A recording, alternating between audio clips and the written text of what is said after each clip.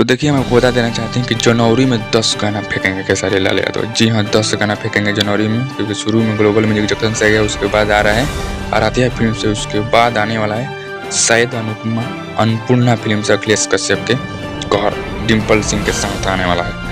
बहुत गाने, क्योंकि 1 साल हो गए गाना शूट हुए भाई साहब। जी हाँ, बहुत खतरनाक गाना है, क्योंकि अन्नपूर्णा फिल्म से जो गाना आने वाला था ना, उसमें अन्नपूर्णा फिल्म में कुछ इशू आ गया था CMS के लेकर, ग्लोबल म्यूजिक जंक्शन से CMS के लेकर, इसी की वजह से उसका गाना 2-3 गाना रुका हुआ है।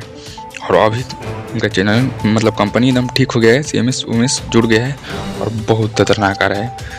आराध्या फिल्म के बाद उनका ही कंपनी की बारी है, नहीं तो आराध्या फिल्म के बाद शायद ग्लोबल म्यूजिक जंक्शन एक गाना और छोड़े, और उसके बाद जो है आपका अन्नपूर्णा फिल्म से गाना आ रहा है अखिलेश कश्यप के कहर। बहुत खतरनाक, बहुत बेहतरीन गाना वीडियो शूट हो गया है, साल भर हो गया गाना वीडियो शूट हुए वो, और आने वाला है बहुत तगड़ा।